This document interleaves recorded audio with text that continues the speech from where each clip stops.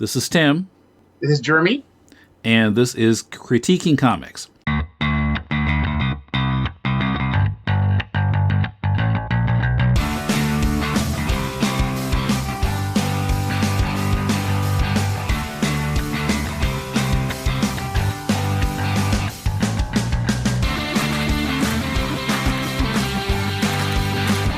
Welcome to Critiquing Comics. This is Tim in Tokyo, and this time I'm joined by Jeremy, who is in upstate New York. How are you doing, Jeremy? Good. A little cold, but good.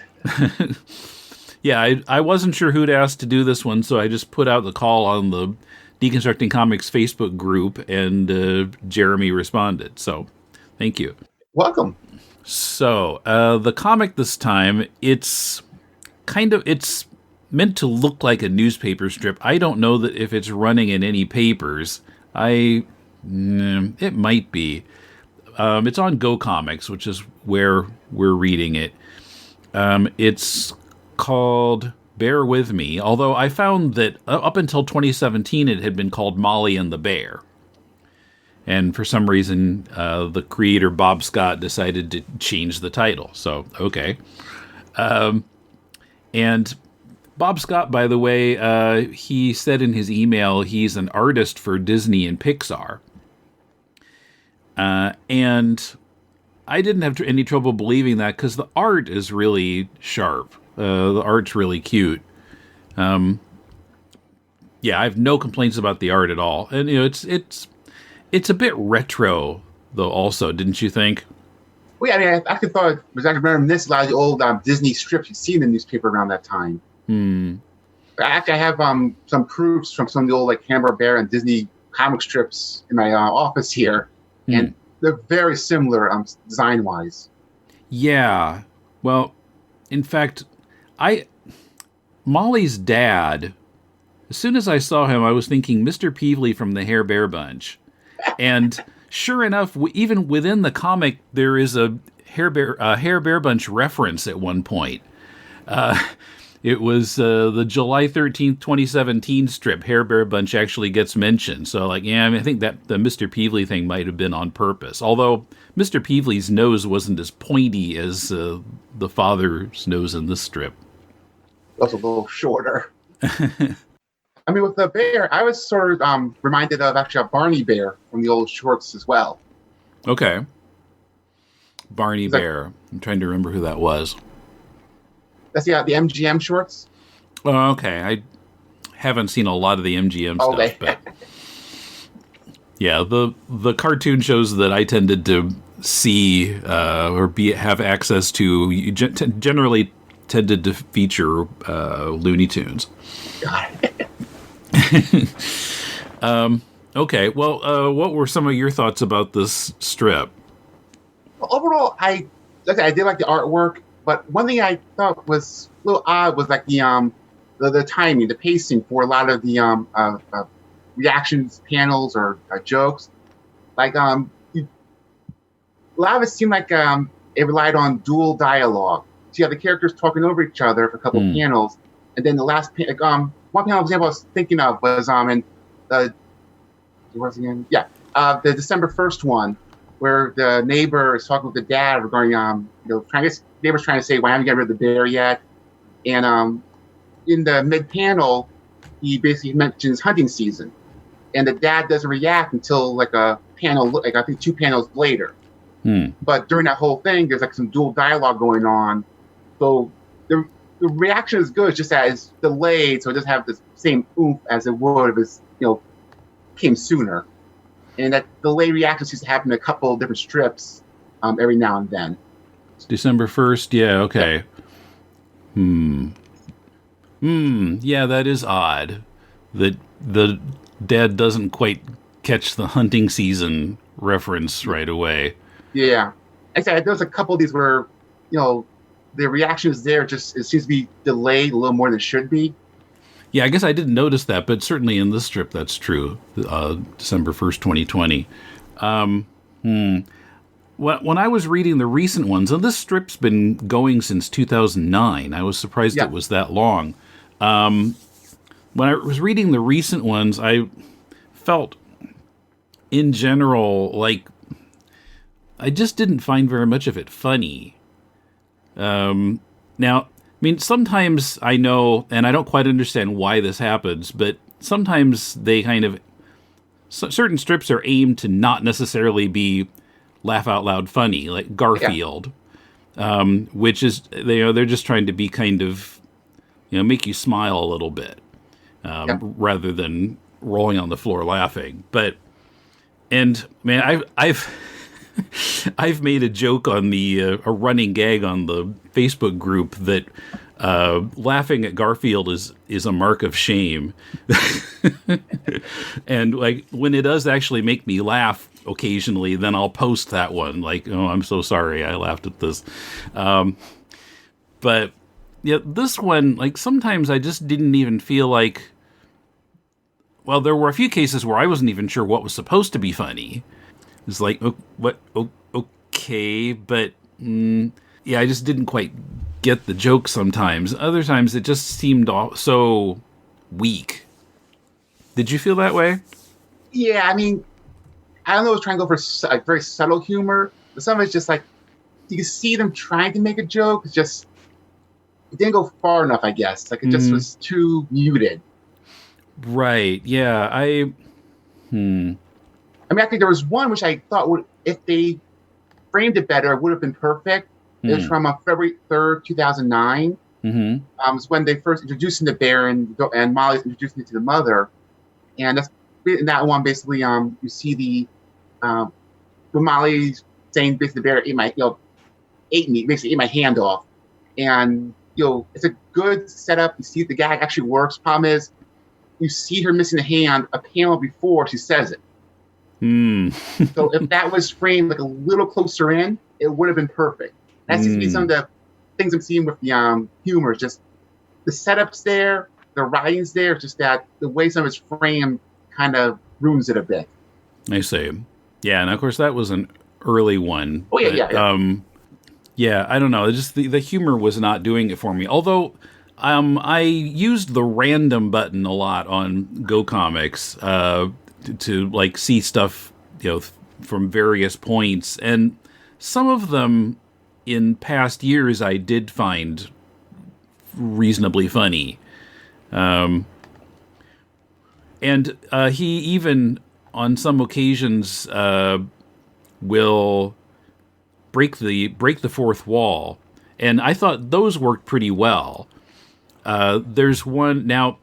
Another thing that I don't know if he still does this, but sometimes he will take some like regular daily strips, 3 or 4 panels, color them, and then do kind of a Photoshop job to make it look like it's in a Sunday Funnies paper in like 1960 or something.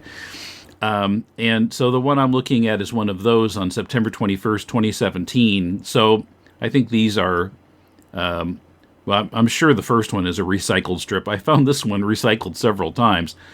But the second one on that page, the bear is looking into the mother's eyes and saying she has the most beautiful eyes.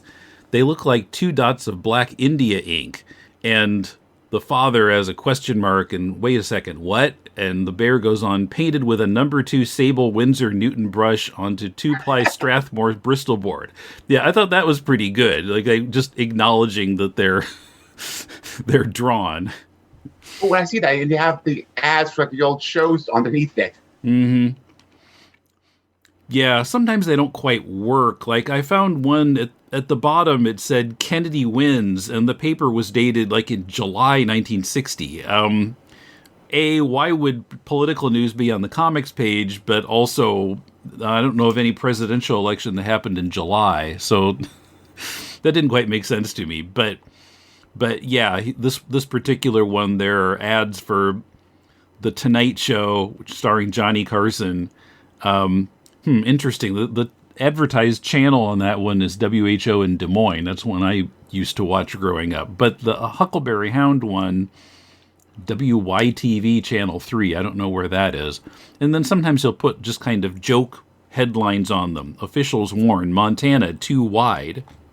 So, yeah, that's kind of a interesting thing turning them into apparently Sunday funnies. But there was another one I noticed that was... Oh, yeah, I didn't get the date of this one, but there was one that was playing on the idea that kids in comics don't get older. Because Molly's grandpa is telling her that she's really grown, and the bear's saying, no, she hasn't. She looks the same as she did years ago. So, yeah, that was another good breaking of the fourth wall. I guess we didn't really set up the idea here. The concept here is basically just, Molly is this little girl. She meets the bear. He's friendly. He talks. He has a teddy bear. And she adopts him as a pet. And so it's just his interactions with the family mostly. So what were some of your other notes about this? I know you wrote down a lot of stuff. Well, I mean, one thing obviously I do work as a freelance colorist, so I pay attention to some of the colored panels. So like one thing I thought was interesting was the coloring. Like you said, a lot of it was muted. A lot of it was more the reminiscent of the older style comics with Sunday strips. But I also noticed there were a couple of odd choices for some of this stuff. Like, well, I'll compare the first panel and one of the first strip, one of the more recent ones, for example. Like in the very first strip they did, they colored in the word balloons, and the word balloons matches the sky color, which is a little confusing. Mm-hmm. And then, like with the more recent one, I think it's from January 3rd, you see things where the sky outside suddenly matches the inside of the house wall. So while the colors themselves are, good and looks, kind of appropriate for this, best they're trying to do, like I said, some of these strips from back then, there seems to be a little oddities going on with the color choices. Interesting. I do really like, their expressions in a lot of these characters. They do get a lot of very exaggerated sometimes, which is real fun to see. Mm-hmm. Yeah, I mean, the art aspect of it is great. I had no complaint about that. And it's like I was saying, it's retro. It does look like, it kind of fits into a Sunday Funnies paper that's dated in the 60s or maybe the 50s. Some of them says like 1934. I don't buy this as a 1934 strip at all. But I would buy it as something from the 60s. And you don't see people using cell phones or anything. The technology seems to be from like the 50s or 60s. Well, and even the dad is saying in one that he prefers to have a retro TV. And they're acknowledging the fact of big flat screen TVs, but they don't actually have one. So I guess it's supposed to be set in the present, but supposed to look like the past. I mean, that is common, so they don't help it age better. It's not very specific about what time period these stories take place in. Yeah, that's true. Yeah, the art looks good, but the humor is not always there. I'm trying to find the one I was thinking about, but there's one strip that I saw which was very weird. Basically, the father had put on some shampoo that was the mother's, and the bear apparently is showing some interest in it. Basically, he starts licking the father, and I guess this weird thing where so he likes the smell and the scent of the shampoo, so he always comes to father whenever he uses it. So the question is, does he do the same thing with the mother then? So like some weird things like that pop up every now and then too. Mm-hmm. Which day was this? I'm trying to find it again, but I can't locate it. I thought I see the date, but yeah, I'm sorry, I can't locate it at the moment. There we go. Yeah, so we have January 2nd, 2021. Okay. Will you quit staring at me? I can't help it. Just because you think I saved your life doesn't make me your hero. I've been using your wife's shampoo again. You've been using your wife's shampoo again. I have not. You smell like strawberries. Can I lick your head? Okay, that's kind of going off in an unexpected direction. Like I said, it's just a weird way to a weird thing to result in, I guess. Yeah, well, I mean the setup kind of doesn't matter. Yeah. yeah, I mean, the first half of the strip, he could have just been he could have just been reading his newspaper rather than commenting on what's happened in the previous strips. I see. It looks like what did the father do, the Heimlich maneuver on him? It looks like, or something. Anything else we need to say about this? Well, I mean, for stuff I did like how there is at least some consistency. So you do see some, things from earlier on get brought up in the later strips. So there is some at least tension and care being given to keeping things consistent. Yeah, continuity. Yeah. Okay, that's good. Do you remember any examples of that? Well, I guess the first one I noticed was like when he's first introduced, he mentioned lists off the things the bear doesn't like or is afraid of, and apparently one thing that's kind of keep consistent is that the bear is afraid of the dark, and that actually comes into play a number of times through a number of strips, even up to some of the more recent ones. Yeah. Okay. So keeping those character traits consistent. I know with long-running strips like this, sometimes traits and certain quirks slowly get phased out as they no longer become usable. Yeah, that's true. Sometimes the gags that are set up early in a strip will kind of get overused and fade away, or like Pearls Before Swine, you hardly ever see the alligators anymore, the crocodiles. I think Pastis is intentionally avoiding using them very much anymore. By the way, I forgot to ask you to talk about yourself, to introduce yourself a little bit to the listeners. I'm Jeremy Kahn. I do freelance coloring for a couple different clients. Right now, I'm doing coloring work for Silverline Comics. On their, I'm colorizing a comic that was out in the 80s and 90s called Cray. So that we're working through the last issue, and when that's finished being colored, eventually do a Kickstarter for the full entire trade paperback at some point. And I'm also doing some work for American Mythology, some of their kid titles like Pink Panther, Rocky and Bullwinkle. Just recently, I did a nice homage with to one of the old Marvel Infinity War covers, but it uses the Robotic Stooges from the Three Stooges cartoon show from Hanna-Barbera. Wow. Okay.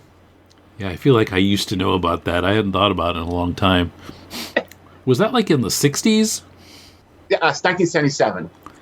77, okay. All right, so that was about the time I kind of stopped watching Saturday morning cartoons. Yeah, but the title rings a bell. It was like the Impossibles from Hanna-Barbera. It's like basically they made a Three Stooges version of that. The Three Stooges and the Impossibles. Okay. Yes. I know it's a very bad analogy, but... Okay. Well, so how can people see your stuff or look you up?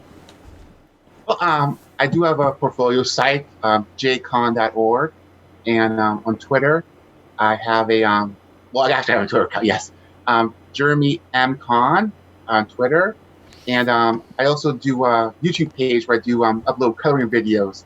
That one's A Joy Paint, so A Joy -Paint. Okay, great. All right. Well, thanks a lot for coming on and talking about this comic strip. Yeah. And thank you for having me. It was nice, fun little break. Get back to coloring soon, but. Check the show notes for links to the comic and to Jeremy's website. See you on Wednesday for my talk about COVID-19 comics and the field of graphic medicine with an expert in that field, Alice Jaggers, and the creator of some COVID-related work, comics journalist Josh Neufeld. Thanks for listening.